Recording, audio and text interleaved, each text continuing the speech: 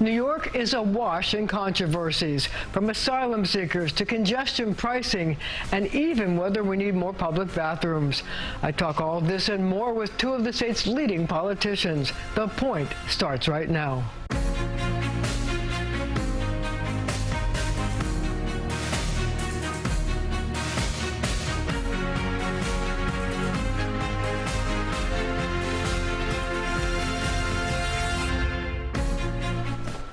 My first guest is Queensborough President Donavan Richards, and there is so very much to talk about. But I'd like to start with talking to you about casinos, the proposal to bring another casino to near Citi Field. And I wonder how you feel about it, given the fact that Queens already has a racino at Aqueduct, and that could turn into a casino anyway. So does Queens need a second casino? You mean, I think the question is, does Queens need more jobs, more entertainment, more opportunities? And the question that you asked will always be a yes from my purview. I think Aqueduct has done a phenomenal job at giving upward mobility. Every worker at Aqueduct is pretty much unionized, so it really created that pathway to home ownership and other opportunities. And then absolutely, when you look at the neighborhood surrounding Citi Field, I mean, these are communities that were decimated during the pandemic, and I want them to be able to have opportunities to grow. So will you be arguing to the city, or whoever makes this decision, the governor, I guess, bring it to Queens? Because there's going to be another license. Well, I have a vote on whether it can be there. You do? I have a vote. And, you know, there still are a lot of outstanding questions. I want to see, what does the opportunities around job placement look like? What does not just investment at the particular site look like? How are you investing on the outskirts of the community? And really, how are we connecting those residents to these opportunities? So there still are some outstanding questions, but I'll say it would be a home run. Certainly, we would be doing better than the Mets are currently if this casino is built. But also, they want to build a soccer stadium there. If you listen to Senator Dalbo, he wants to bring the Jets back there, a pipe dream. But nevertheless, you know, there's a whole community of amusement things that are being built in that area. Is that a good thing? And the casino is such a minute part of it, right? I mean, if we talk about Willets Point, the opportunity for us to bring soccer, world-class soccer, to the world's borough, there's a huge opportunity. Jobs, once again, jobs.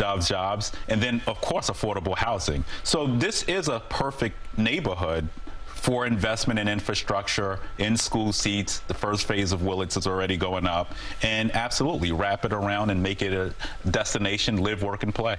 And the real incredible need for affordable housing in New York. Right, and this is going to be one of the largest 100% affordable projects that the city has ever done. And we're in the midst of those negotiations even as we speak with the city and the developer to make sure that the AMIs really do reach the depths of affordability for the communities surrounding the project.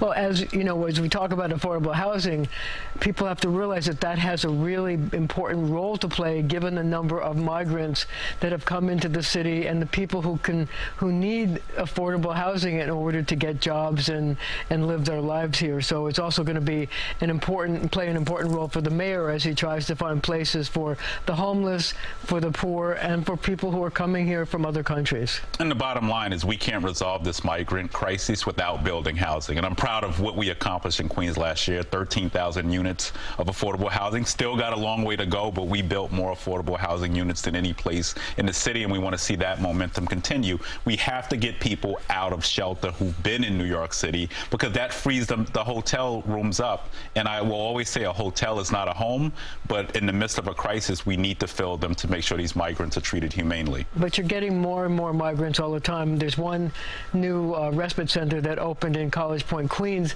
in the last week, and it's causing some problems with people in the neighborhood complaining that the migrants are sitting on their steps, smoking weed, drinking. Is there anything that can be done to help the College Point community that seems to be reeling from this new situation? Well, we're continuing to monitor this everywhere. You know, College Point it's not the only community that we're seeing migrants. And I will tell you, a large majority of the migrants that we have met are taking the ESL courses. They're working in the underground economy already. So I don't want us to generalize the entire population. Of course, there will always be some individuals who do the wrong thing, but for sites that have 200 people. We're not seeing that every day. One of the questions I do have for the city, though, is what does the programming look like in these sites? How are we investing in them? They're here to stay, for the most part, right? So what is the city doing to work with community-based organizations to provide those wraparound services so that, yes, we don't have people sitting on the sidewalks? The other thing I want to say is we also have to be cautious in the way we talk about this and approach this situation, because for every conversation around not in my backyard, you're going to be stepping over people in the street, as we see right outside the Roosevelt Hotel. People so we have to understand that. Right. So housing is a must. Creedmoor, it's another, they want to build a tent city in the parking lot, but that's a temporary solution. I mean, when it gets cold, you're going to want to have people in tents in Creedmoor's parking lot. Absolutely not. Right, the shelter laws, and this is why I'm saying we need to really speed up the process in building, expedite the process of building affordable housing, because you have to free up these hotel rooms. You have 40,000 people who lived in New York City who are already in shelter before the migrants arrived. So this is really a race against the clock, and we need to move really, really fast to ensure before the winter comes we're producing more affordable housing units. Can we do it that quickly? No, because of bureaucracy and the land use process, we know that's not feasible. One of the things we've been entertaining at the Creedmoor site is development, and we've been working with the state, Empire State Development, on a plan to bring thousands of units online. So the Creedmoor site actually does have a proposal to really address many of the long-standing issues this community has faced around transportation, housing, all of the things we want to see as we develop communities. So Creedmoor will eventually play a role in the solution of housing in the city, but right now we are where we're at. Would you use the actual Creedmoor facility to build the housing, or would this be new housing built on the Creedmoor property? So there's nearly 100 acres on Creedmoor's site that are undeveloped, and it's ridiculous that this wasn't developed 40 years ago. However, I'm borough president now. When I came and I said, I'm not here to win a popularity contest. We're here to get some stuff done. This site has sat dormant for 40 years. We work with the community-based civics in the area, community-based organizations, and I think over the course of the next year or so, we'll have some more news on long-term solutions at that site. I want to talk to you about an unusual bill that's making its way through the city council now, which is to force New York City to build 4,200 units of public toilets because they say that there's a need for that. I wonder whether you think that this is an important thing for the city council to be doing, and should they do it? It would be over a 12-year period, but they say that there's a lack of public facilities and the city should do it.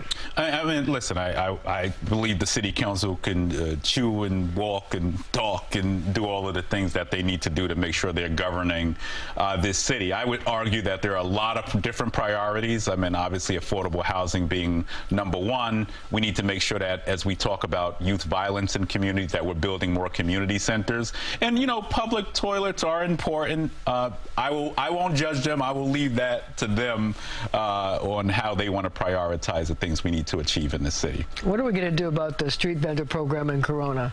Oh, I was just on with the mayor a little while ago, just texting back and forth with him. Listen, we've made a lot of progress over the year, and it's perfectly imperfect, just like any public space in New York City. And I developed the Corona Plaza Task Force. We finally just got an association that's led by an able president that's a vendor there.